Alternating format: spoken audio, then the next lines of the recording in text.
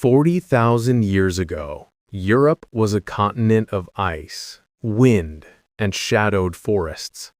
Glaciers carved deep valleys, rivers roared through the lowlands, and herds of mammoths and reindeer migrated across a vast, unbroken wilderness. Amidst this harsh environment walked a species that had mastered survival over hundreds of millennia, the Neanderthals. Stocky, muscular, perfectly adapted to the cold, they had lived in Europe and Western Asia for at least 300,000 years. Their hands carved stone tools with extraordinary precision, their fires warded off the long winter nights, and their social structures ensured the survival of the young, the elderly, and the sick. They were not primitive. They were survivors, the rulers of a world shaped by ice and beast alike. And then the Homo sapiens arrived. Not in a single wave, nor with a grand plan, but slowly, methodically, spreading northward from Africa and the Levant. They carried with them a different set of advantages, a more gracile physique, enhanced adaptability, and most crucially, a capacity for cultural innovation that allowed them to respond to environmental stress more flexibly than Neanderthals. They could communicate across distances, coordinate in larger groups, and invent new tools rapidly, skills that would tip the balance in their favor over time. The first encounters between these two species were not violent in every instance. Genetic evidence confirms multiple interbreeding events, leaving a mark that persists in all non-African humans today. The fact that 1 to 2% of modern DNA carries Neanderthal markers shows that these meetings were often intimate, nuanced, and at times cooperative. Some sites suggest that Neanderthals and Homo sapiens exchanged tools, techniques, or even cultural ideas. There may have been trade, imitation, or mutual observation. For a period, the two species shared more than just geography. They shared knowledge, and perhaps even curiosity. Yet coexistence was fragile. While Neanderthals excelled in endurance and cold weather survival, their populations were small, fragmented, and isolated. Most groups numbered fewer than 50 individuals, often spread across vast territories. In contrast, Homo sapiens had larger social networks that allowed innovations to spread quickly, increasing survival odds under changing conditions. The advantage was subtle, cumulative, and ultimately decisive. Around 45,000 years ago, Homo sapiens had reached Europe proper. Here, the stage was set for a collision of two intelligent species. Archaeological evidence from sites like Ksar Akil in Lebanon, Bako Kiro in Bulgaria, and Grotta del Cavallo in Italy show overlapping occupation layers where stone tools, pigments, and ornaments appear in both Neanderthal and sapiens contexts. These sites illustrate a delicate dance of coexistence, sharing the same landscapes, yet not always occupying the same caves or hunting grounds simultaneously. Imagine a valley in southern France. A Neanderthal family moves silently across the snow, tracking reindeer through pine forests, their breath clouds in the cold air, their hands steady as they fashion a spear. Across the ridge, a Homo sapiens group surveys the same herd, speaking in words unfamiliar to the Neanderthals, yet achieving the same purpose. Both species rely on observation, strategy, and cooperation within their own groups. Both are capable hunters. Both are fully human in the most profound sense. Environmental pressures intensified over the next millennia. Europe experienced cycles of warming and cooling, forcing both species to adapt or perish. Neanderthals with small populations and narrow social networks faced increasing vulnerability. A poor hunting season or disease outbreak could decimate an entire group. Homo sapiens, on the other hand, could draw on larger social networks, sharing knowledge about hunting, fire-making, and shelter construction across communities separated by hundreds of miles. Adaptability, more than strength or endurance, became the ultimate currency of survival. By 40,000 years ago, Neanderthal populations were already in decline, a pattern that would accelerate over the next several thousand years. Yet even in their final centuries, they demonstrated intelligence, sophistication, and cultural depth. Evidence from burial sites such as La Chapelle aux Saints and Shanidar revealed deliberate interment of the dead, often accompanied by flowers or pigments, practices that suggest ritual, care, and social cohesion. Neanderthals were fully capable of thought, emotion, and complex social bonds. They were, in every sense, human.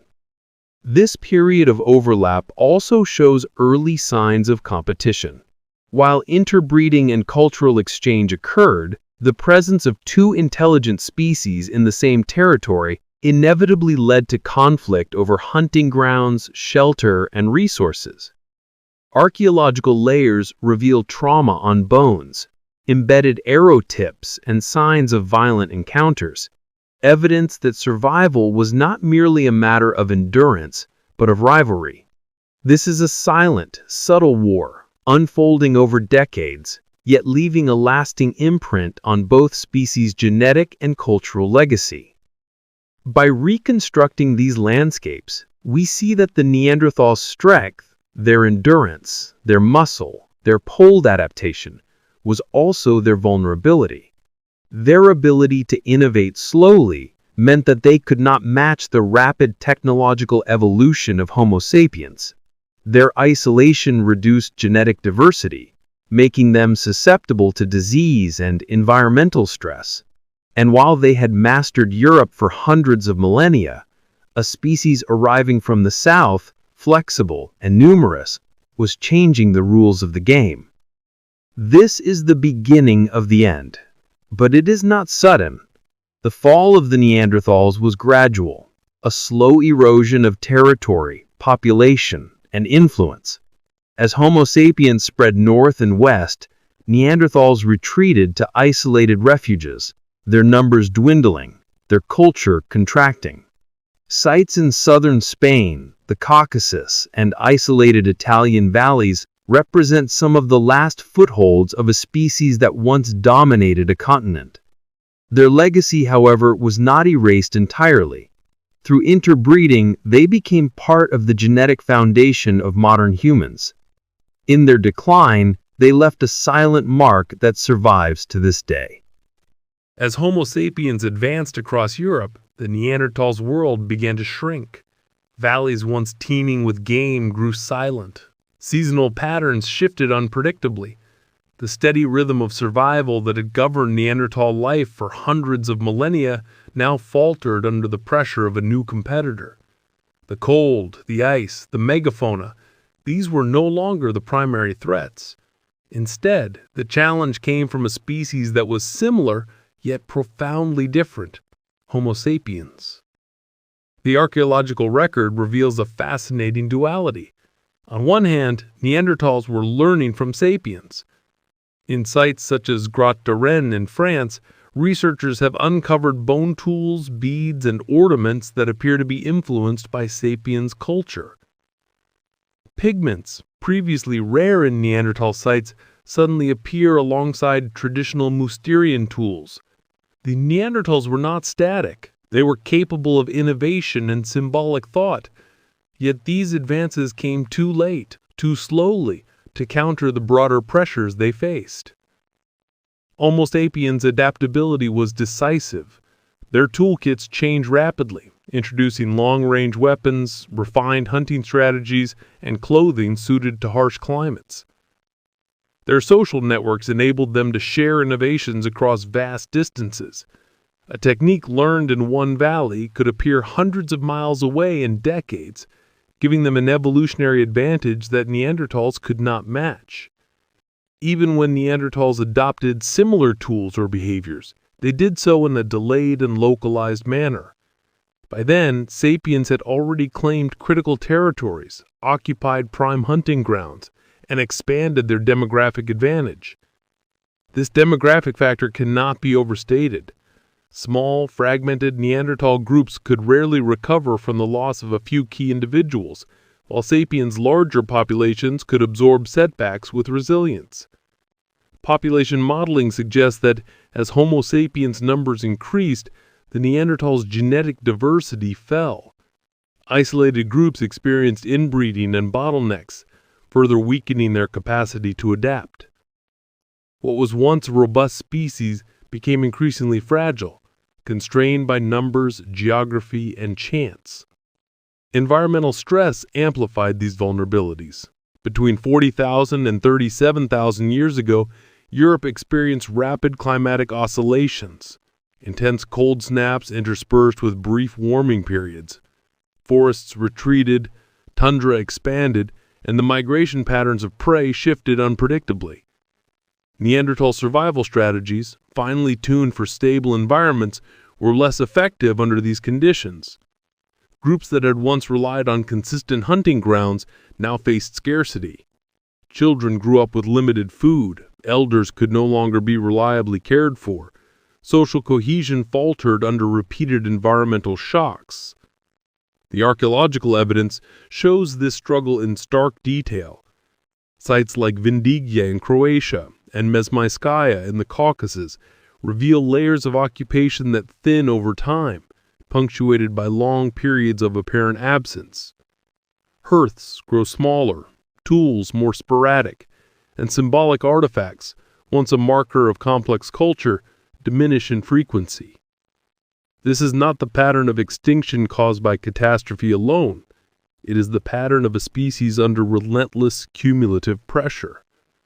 Every year, every winter, every failed hunt contributed to the slow unraveling of people who had once dominated a continent. Yet despite these pressures, Neanderthals remained formidable. Trauma evidence on skeletal remains indicates they continued to hunt large game, often engaging in dangerous close-range encounters with mammoths, bison, and elk. Injuries healed over months or years showed that they cared for their injured and survived in harsh conditions.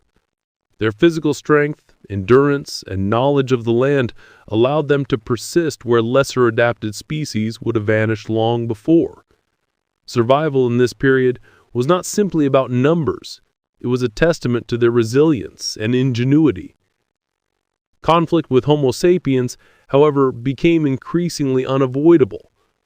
Small-scale violent encounters appear in the archaeological record. Arrow points and spears embedded in bones suggest hunting weapons were sometimes used against fellow humans.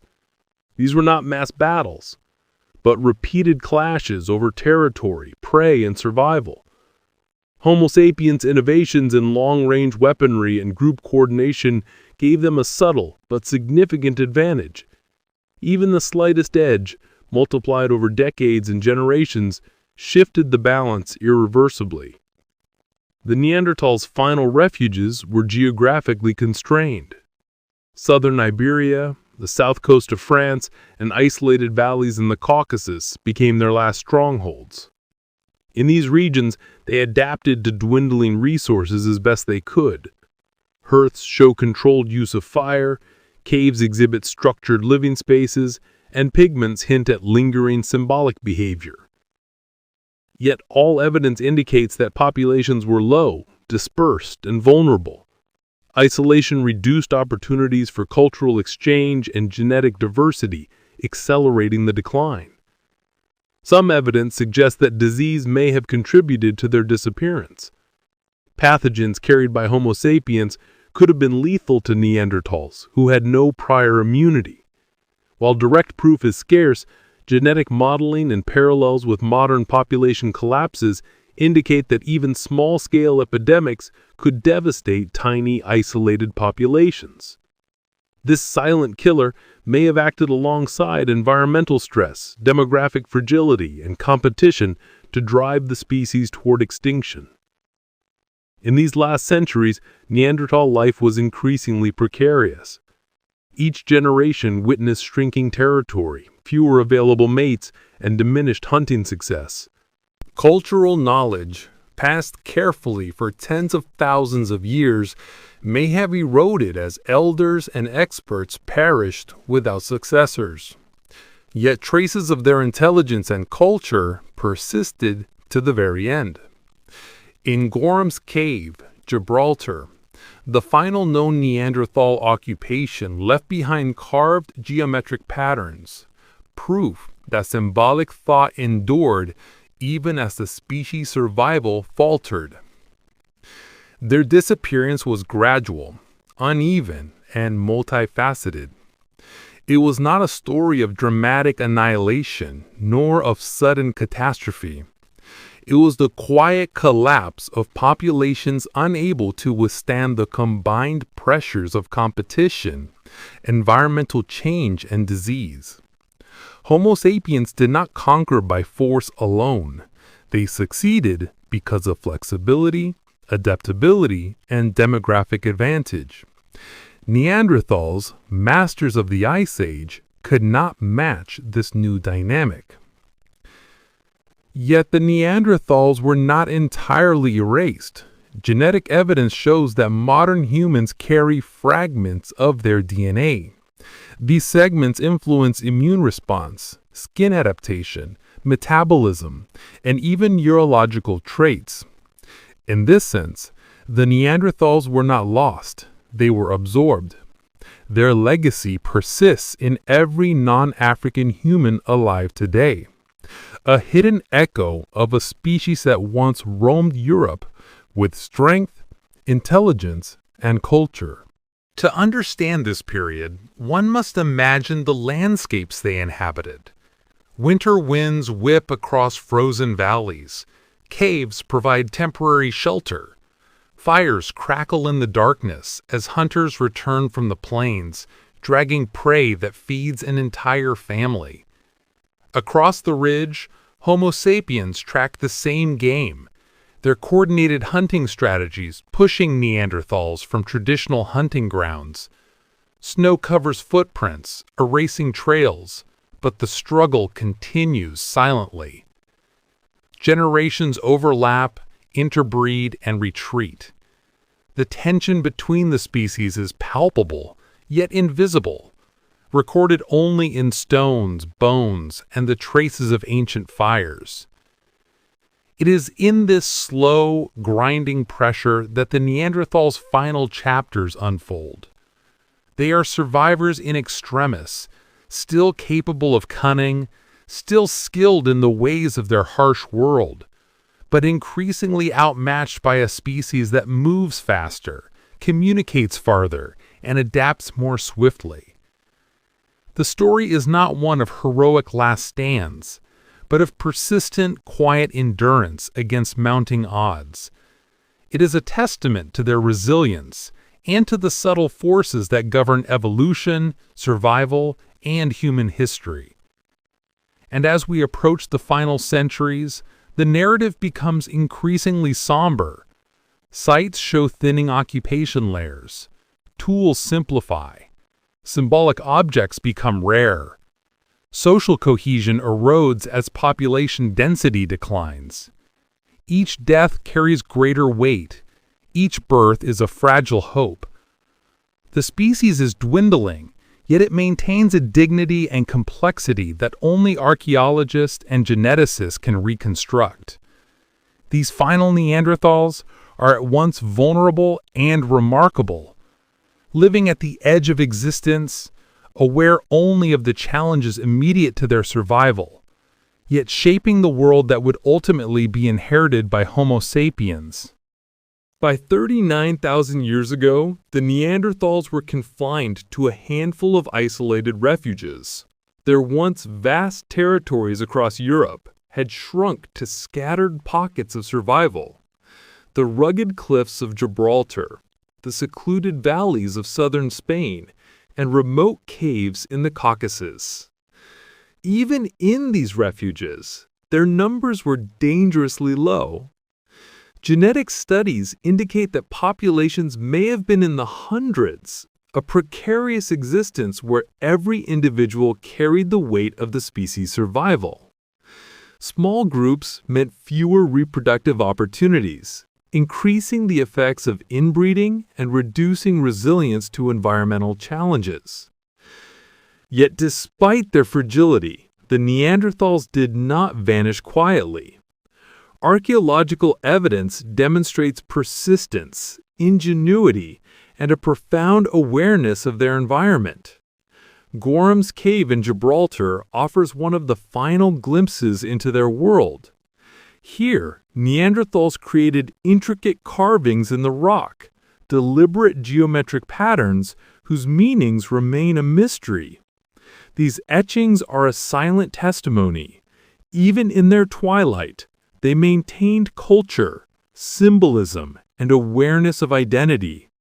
Their fire still warmed cave walls. Their tools still bore the marks of expert craftsmanship, and their footprints in the dust spoke of lives lived in resilience, not despair. At the same time, Homo sapiens were spreading relentlessly across Europe. Their larger populations, faster adaptation, and technological innovations left Neanderthals increasingly marginalized. The competition for food, territory, and shelter became ever more acute. Even minor skirmishes or disputes over prime hunting grounds could have devastating consequences for the smaller, isolated Neanderthal groups. In some regions, they may have faced exposure to new pathogens carried by Homo sapiens, diseases that acted silently, leaving no trace in the archaeological record, but potentially devastating their dwindling numbers. The disappearance of the Neanderthals was not a dramatic massacre, nor was it instantaneous. Instead, it was a slow unraveling, a cascade of pressures that few species could survive. Environmental change, demographic fragility, disease, and competition combined over centuries to reduce populations to critical levels. Each lost generation represented a narrowing of genetic diversity, eroding the species' capacity to adapt and survive. By the time the final Neanderthals lived in Gibraltar, they were a fraction of their former numbers, living in caves once bustling with dozens, now occupied by only a handful. This gradual decline is echoed in every corner of their former range. The Levant, southern France, Iberia, and the Caucasus. Each area shows the same pattern. Neanderthal tools grow simpler, hearts become less frequent, symbolic artifacts diminish, and occupation layers thin. The evidence is clear. They were struggling, yet persisting. And in persistence lies a story not of weakness, but of extraordinary endurance against the twin forces of environment and competition. But even as they faced extinction, the Neanderthals left an indelible mark. Their DNA persists in every non-African human alive today. Between 1 and 2% of the genome carries Neanderthal ancestry, influencing immune responses, skin pigmentation, hair traits, and even susceptibility to certain diseases. The genes we inherit from them are subtle yet significant, silently shaping how we interact with the world. Their legacy is not only cultural or archaeological, it is biological. Every step we take is, in part, a step they once took. The final moments of the Neanderthals are difficult to reconstruct. No single last Neanderthal has been identified, and yet their extinction was nearly simultaneous across Europe. Some populations survived longer in southern Spain and Gibraltar, perhaps into 37,000 years ago. In these final generations, they would have faced dwindling prey, harsher winters, and isolation from other groups. Family units may have been reduced to a single nuclear group. The death of one individual a critical blow to the survival of knowledge and skills. Their art and symbolic behaviors, once widespread, had largely disappeared, leaving only faint traces for us to interpret tens of thousands of years later. Despite this, the Neanderthals' contribution to the human story is immense. They demonstrated that intelligence, culture, and adaptability are not the exclusive domain of Homo sapiens. Their complex social structures, ability to care for the sick, and symbolic behavior are evidence of a species fully capable of thought, emotion, and planning. Their extinction is a lesson in the fragility of small populations, the importance of social networks, and the subtle interplay between environment and competition. The absorption of Neanderthals into Homo sapiens is one of the most profound legacies of their existence. Genetic studies indicate multiple interbreeding events, each leaving traces in the modern genome. Some of their adaptations proved advantageous. Genes related to the immune system, skin response, and metabolism allowed Homo sapiens to thrive in northern latitudes and new environments. In essence, while the Neanderthals vanished as a distinct species, they endured through the genetic and cultural imprint they left behind. Their story also reframes our understanding of human uniqueness. Homo sapiens did not conquer a primitive competitor. We merged with an intelligent, capable, and sophisticated species. The narrative of Neanderthal extinction is not of simple victory, but of integration and transformation. They are not merely an ancestral curiosity, they are a part of us, embedded in the very code that defines our species. Consider the archaeological sites of their final refuges. Caves like Gorham's and Vindia revealed traces of life carefully adapted to extreme conditions. Simple yet effective tools, hearths for warmth and cooking, and carved patterns in rock all testify to survival, ingenuity, and identity. These were not the artifacts of a failing species, but of a people maximizing their resources in a challenging and competitive world. Even in extinction, they displayed mastery over the Ice Age landscapes, resilience under duress, and a cultural continuity that resonates across tens of thousands of years. The Neanderthals' extinction also underscores the role of climate in human evolution. Rapid environmental change, more than brute force, was one of the final pressures that Homo sapiens managed to navigate more successfully. Their flexibility, both technological and social, enabled adaptation to conditions that Neanderthals, despite their strength and intelligence, could not overcome. The lesson is clear. Survival is not solely about power or skill, but adaptability and innovation in the face of change. And yet, there is a haunting emotional resonance to their disappearance. For tens of thousands of years, Neanderthals had lived in Europe. They had witnessed the rise and fall of glaciers, the migration of mammoths, the cycles of ice and thaw.